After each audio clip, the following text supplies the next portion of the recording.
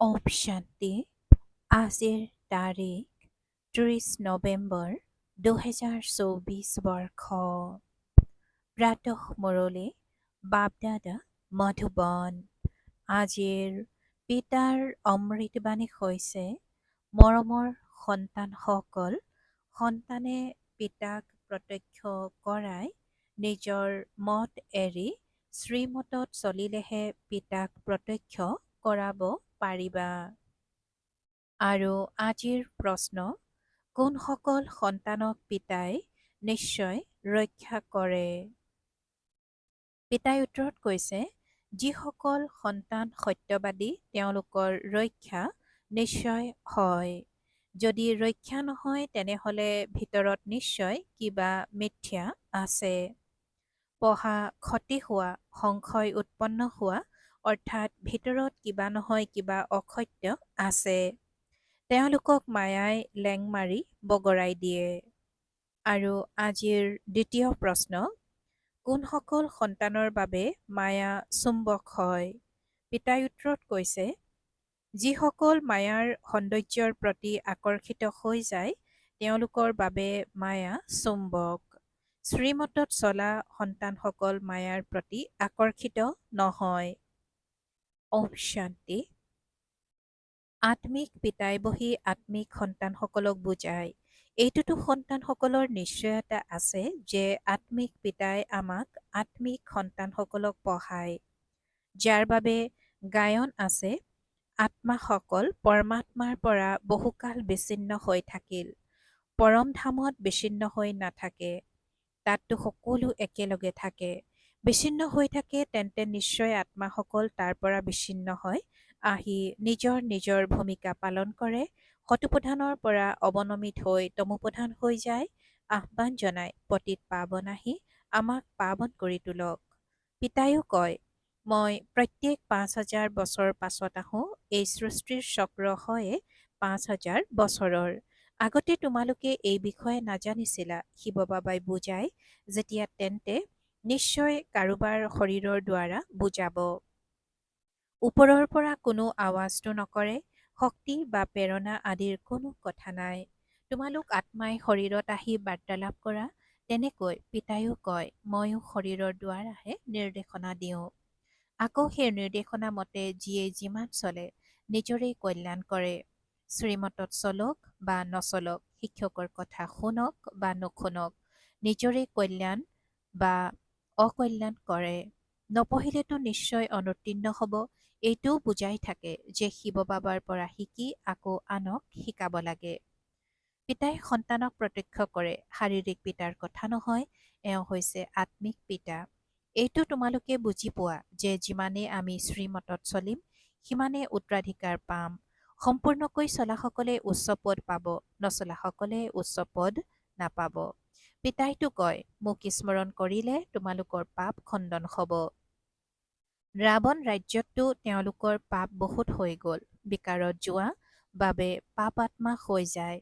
পুণ্য আত্মা আৰু পাপ আত্মা নিশ্চয় থাকে। পাপ আত্মাসকলে পুণ্য আত্মাসকলৰ আগত গৈ মূৰ দোৱায়। মনুষ্যই এইটো গম নাপায় যে দেৱতাসকল যিসকল পুণ্য আত্মা আছিল তেওঁলোকে আকৌ পুনৰ্জন্মত আহি আহি পাপ আত্মা হৈ যায়। তেওঁলোকেতো ভাবে এওঁলোক সদায় পুণ্য আত্মা হৈ থাকে। পিতাই বুজায়, পুনৰ্জন্ম লওঁতে লওঁতে শতপ্ৰধানৰ পৰা তমোপ্ৰধানত আহে। যেতিয়া সম্পূৰ্ণ পাপ আত্মা হৈ যায় তেতিয়া পিতাক আহ্বান জনায়। যেতিয়া পুণ্য আত্মা হৈ থাকে তেতিয়া স্মৰণ কৰাৰ প্ৰয়োজন নাথাকে। গতিকে তোমালোক সন্তানসকলে এইটো বুজাব লাগে, সেৱা কৰিব লাগে। পিতাইতো সকলোকে গৈ নুশুনায়। সন্তানসকল যিহেতু সেৱাৰ উপযুক্ত গতিকে সন্তানসকলেই যোৱা উচিত। মনুষ্যটো দিনে প্ৰতিদিনে অখুৰ হৈ গৈ থাকে। পৰিচয় নজনাৰ বাবে নিৰৰ্থক কথা কবলৈ কুণ্ঠাবোধ নকৰে। মনুষ্যই কয়, গীতাৰ ভগৱান হৈছে শ্ৰীকৃষ্ণ।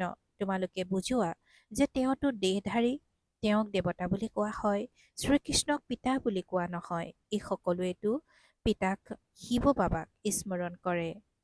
আত্মাসকলৰ পিতাটো আন কোনো নহয়। এওঁ প্ৰজাপিতা ব্ৰহ্মায়ো কয়, নিৰাকাৰ পিতাক স্মৰণ কৰিব লাগে। এওঁ আকাৰী পিতা হৈ যায়। বুজাওঁতেতো বহুতেই বুজোৱা হয়, কিছুমানে সম্পূৰ্ণকৈ নুবুজি ওলোটা ৰাস্তাৰে গৈ জংঘল পায়গৈ।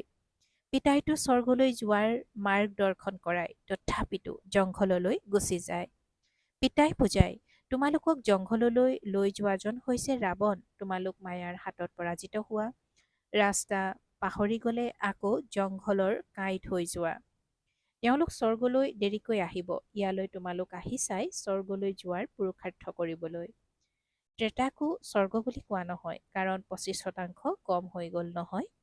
তোমালোক ইয়ালৈ আহিছাই পুৰণি সৃষ্টি এৰি নতুন সৃষ্টিলৈ যাবৰ কাৰণে। ত্ৰেতাক নতুন সৃষ্টি বুলি কোৱা নহয়, অকৃতকাৰ্য হোৱা সকল তালৈ গুচি যায়। কিয়নো সঠিক মাৰ্গত নচলে, তলোপৰ হৈয়ে থাকে। তোমালোকে উপলব্ধি কৰা যে যিমান স্মৰণ কৰা উচিত সিমান কৰা নহয়। যিসকল স্বৰ্গবাসী হয় তেওঁলোকক ভালকৈ উত্তীৰ্ণ হোৱা বুলি কোৱা হ'ব। ত্ৰেতাত অহাসকলক অকৃতকাৰ্য বুলি কোৱা হয়। পিতাই কৈছে যে ত্ৰেতাত অহাসকলক অকৃতকাৰ্য হোৱা বুলি গণ্য কৰা হয়। তোমালোক নৰকবাসীৰ পৰা স্বৰ্গবাসী হোৱা, নহ'লে অনুত্তীৰ্ণ বুলি কোৱা হয়। সেই পঢ়াটো পুনৰাই পঢ়িব পাৰি। ইয়াততো দ্বিতীয় বছৰ পঢ়াৰ কথাই নাই। জন্ম জন্মান্তৰ কল্প কল্পান্তৰ তেওঁলোকে পৰীক্ষাত উত্তীৰ্ণ হয়, যিসকল কল্প পূৰ্বে হৈছিল। এই ড্ৰামাৰ ৰহস্য ভালদৰে বুজিব লাগে। কোনোবাই ভাবে মইতো চলিব নোৱাৰো, বৃদ্ধ, গতিকে হাতত ধৰি চলালে তেতিয়া চলিব, নহ'লে বাগৰি পৰিব। কিন্তু ভাগ্যত নাথাকিলে তেতিয়া যিমানেই ফুল কৰি তুলিবৰ বাবে জোৰ নিদিয়া কিন্তু নহয়। অকণো এবিধ পিতাই কৈছে যে এই ড্ৰামাৰ ৰহস্য ভালদৰে বুজিব লাগে। কোনোবাই ভাবে মইতো চলিব নোৱাৰো, বৃদ্ধ, গতিকে হাতত ধৰি চলালে তেতিয়া চলিব, নহ'লে বাগৰি পৰিব। কিন্তু ভাগ্যত নাথাকিলে তেতিয়া যিমানেই ফুল কৰি তুলিবৰ বাবে জোৰা নিদিয়া কিন্তু নহয়। আকন অৰ্থাৎ আকন ফুলৰ কথা কৈছে যে আকনো এবিধ ফুল, কিন্তু ইয়াৰ কাঁইটে বিন্ধে।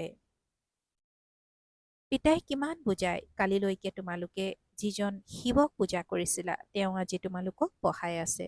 প্ৰতিটো কথাতে পুৰুষাৰ্থৰ বাবে জোৰ দিয়া হয়। দেখা যায় মায়াই ভাল ভাল ফুলবোৰকো তললৈ পেলাই দিয়ে, হাড়মূৰ ভাঙি পেলায়, যাক পাছত বিশ্বাসঘাতক বুলি কোৱা হয়। যিয়ে এখন ৰাজধানী এৰি বেলেগলৈ গুচি যায় তেওঁক বিশ্বাসঘাতক বুলি কোৱা হয়। পিতায়ো কয় মোৰ হৈ পুনৰ মায়াৰ হৈ গ'লে তেওঁকো বিশ্বাসঘাতক বুলি কোৱা হয়। তেওঁৰ চলনেই তেনেকুৱা হৈ যায়।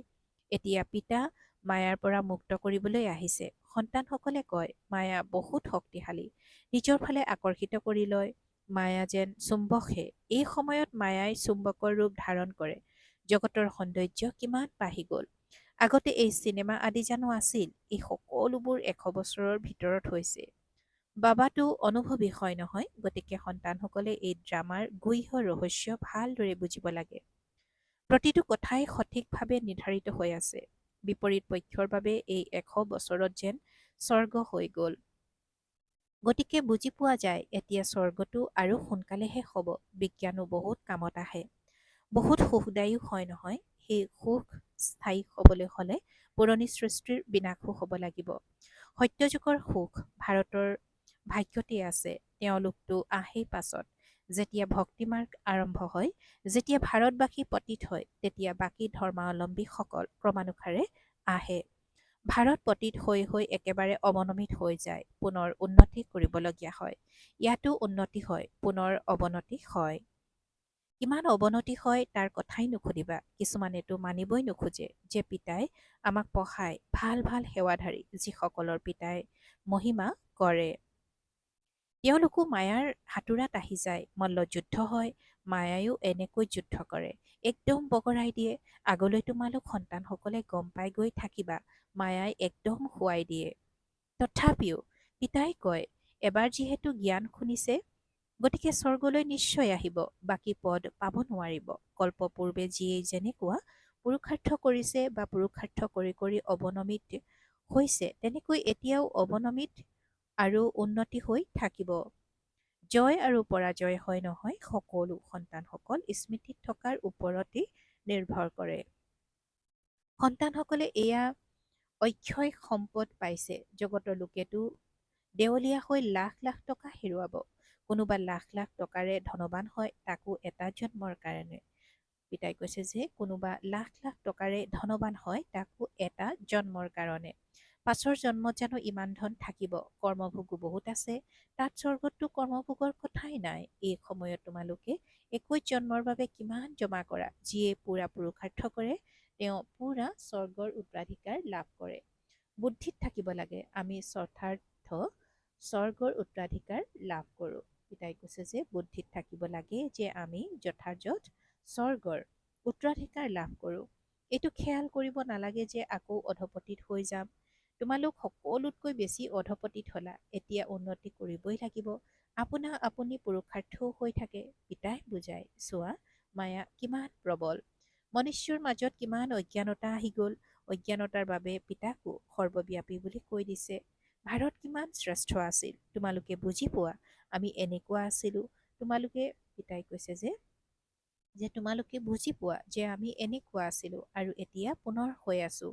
এই দেৱতাসকলৰ কিমান মহিমা আছে, কিন্তু তোমালোক সন্তানসকলৰ বাহিৰে অন্য কোনেও নাজানে। তোমালোকে জানা বেহদৰ পিতা জ্ঞানৰ সাগৰ আহি আমাক পঢ়ায়, তথাপি মায়াই বহুতকে সংশয়ত আনি দিয়ে। মিছা কপটতা এৰি নিদিয়ে। সেইবাবে পিতাই কয় নিজৰ সঁচা খতিয়ান লিখা। কিন্তু দেহ অভিমানৰ কাৰণে সঁচা কথা নকয়। গতিকে সেয়াও বিকৰ্ম হৈ যায়। সঁচা ক'ব লাগে নহয়, নহ'লে বহুত শাস্তি খাবলগীয়া হয়। গৰ্ভ কাৰাগাৰতো বহুত শাস্তি পায়। এনেকৈ কয়, তৌবা তৌবা, মই এনেকুৱা কাম আৰু কেতিয়াও নকৰোঁ। মই এনেকুৱা কাম আৰু কেতিয়াও নকৰোঁ। যেনেকৈ কোনোবাই মাৰ খালেও এনেকৈ ক্ষমা বিচাৰে, শাস্তি খালেও এনেকৈ কয়। এতিয়া তোমালোক সন্তানসকলে বুজি পোৱা যে মায়াৰ ৰাজ্য কেতিয়াৰ পৰা আৰম্ভ হ'ল। পাপ কৰিয়েই থাকে। পিতাই দেখিবলৈ পায় এওঁ ইমান অমায়িক নৰম হোৱা নাই।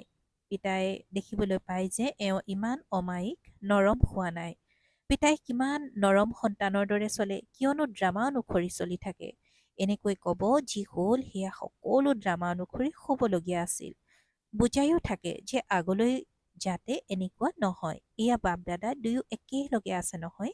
দাদাৰ নিজৰ মত, ঈশ্বৰৰ নিজৰ মত বুজিব লাগে যে এই মত কোনে দিছে? এওঁ পিতা নহয় জানো?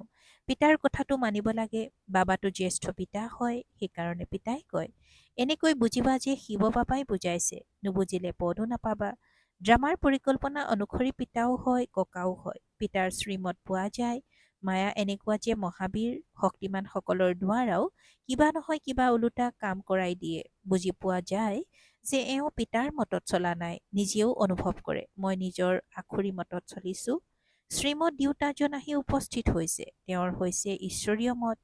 পিতাই নিজেই কয়, এওঁৰ পৰা যদি এনেকুৱা কিবা মত পোৱাও তেতিয়াও সেয়া ঠিক কৰোঁতা মই বহি আছো। তথাপিও মই ৰথ হিচাপে লৈছো নহয়। মই ৰথ হিচাপে লৈছো বাবেইতো তেওঁ গালি খাইছে। নহলেতো কেতিয়াও গালি খোৱা নাছিল। মোৰ কাৰণে কিমান গালি খায়। গতিকে তেওঁকো চম্ভালিব লাগে। পিতাই নিশ্চয় ৰক্ষা কৰে, যেনেকৈ সন্তানৰ ৰক্ষা পিতাকে নকৰে জানো? পিতাই কৈছে যে যিমানেই সত্যত চলিবা সিমানেই ৰক্ষা হয়। অসত্যত চলিলে ৰক্ষা নহয়। তেওঁৰতো শাস্তি নিৰ্ধাৰিত হৈ আছে। সেয়েহে পিতাই বুজায়, মায়াইতো একদম নাকত ধৰি শেষ কৰি দিয়ে। সন্তানসকলেও নিজে অনুভৱ কৰে। মায়াই গ্ৰাস কৰি ল'লে তেতিয়া পঢ়িবলৈ এৰি দিয়ে। পিতাই কয় পঢ়িব নিশ্চয় লাগে। বাৰু যেতিয়া কোনোবাই দুখ কৰে তেতিয়া এইটো মনত ৰাখিবা যে যেনেকুৱা কৰিব সেয়াই ভৱিষ্যতে পাব, কিয়নো এতিয়া সৃষ্টিৰ পৰিৱৰ্তন হৈ আছে। মায়াই এনেকৈ লেং মাৰি বগৰাই দিব যে সেই আনন্দ আৰু নাথাকে। পিছত চিঞৰিব, বাবা ক'ব নোৱাৰো কি হৈ গ'ল। যুদ্ধক্ষেত্ৰত বহুত সাৱধান হৈ থাকিব লাগে যাতে কোনেও লেং মাৰি বগৰাই নিদিয়ে। তথাপিও বেছি শক্তিশালী হলে বেলেগক বগৰাই পেলাই আকৌ পিছদিনা তাৰ পৰা আৰম্ভ কৰে। এই মায়াৰ যুদ্ধটো অন্তিমলৈকে চলি থাকিব। তল ওপৰ হৈ থাকে। কিছুমান সন্তানেই সঁচা কথা নকয়। সন্মানৰ বহুত ভয় থাকে। নাজানো বাবাই কি কব। যেতিয়ালৈকে সঁচা নকয় তেতিয়ালৈকে আগবাঢ়িব নোৱাৰে। ভিতৰি বিবেক দংশন হৈ থাকে। পাছলৈ বাঢ়ি যায়। নিজে কেতিয়াও সঁচা কথা নকয়। কেতিয়াবা দুজন জড়িত হৈ থাকিলে ভাবে যে এওঁ বাবাক শুনালে তেতিয়া ময়ো শুনাই দিম। মায়া বৰ শক্তিশালী। বুজি পোৱা যায়। পিতাই কৈছে যে কেতিয়াবা দুজন জড়িত হৈ থাকিলে ভাবে যে এওঁ বাবাক শুনালে তেতিয়া ময়ো শুনাই দিম। মায়া বৰ শক্তিশালী। বুজি পোৱা যায় যে তেওঁৰ ভাগ্যত ইমান উচ্চ পদ নাই, সেয়েহে ছাৰজনৰ পৰা কথা লুকুৱায়। লুকুৱালে বেমাৰ ভাল নহয়। যিমানেই লুকুৱাব সিমানেই অধপতিত হৈ থাকিব। ভূতটো সকলোৰে মাজত আছে। যেতিয়ালৈকে কৰ্মাতীত অৱস্থা নহয় তেতিয়ালৈকে আক্ষৰিক দৃষ্টিয়েও লগ নেৰে। সকলোতকৈ ডাঙৰ শত্ৰু হৈছে কাম। বহুত অধপতিত হৈ যায়। বাবাইতো বাৰে বাৰে বুজায় শিৱ বাবাৰ বাহিৰে কোনো দেহধাৰীক স্মৰণ কৰিব নালাগে।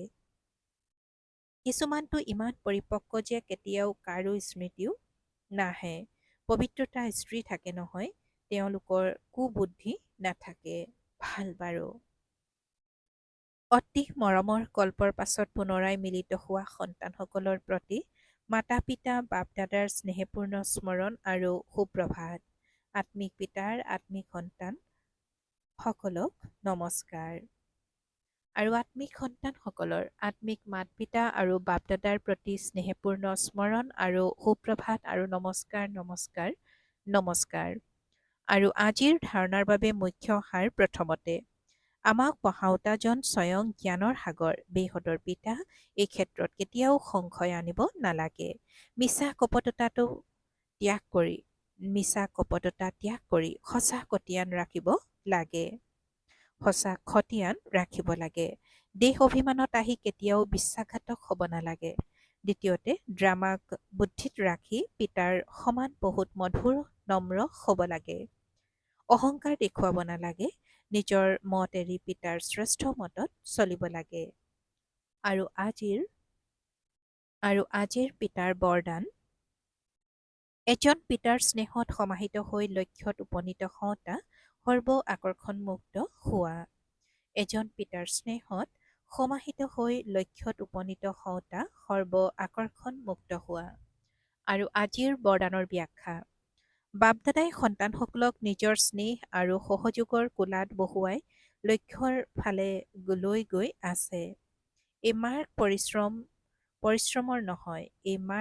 পৰিশ্ৰমৰ নহয়, কিন্তু যেতিয়া মুখ্য পথৰ সলনি গলিৰে গুচি যায় বা লক্ষ্যৰ চিহ্নতকৈ আগবাঢ়ি যায় তেতিয়া উন্নতি আহিবলৈ পৰিশ্ৰম কৰিবলগীয়া হয়। পৰিশ্ৰমৰ পৰা হাত সৰাৰ সাধন হৈছে এজনৰ প্ৰেমত থকা।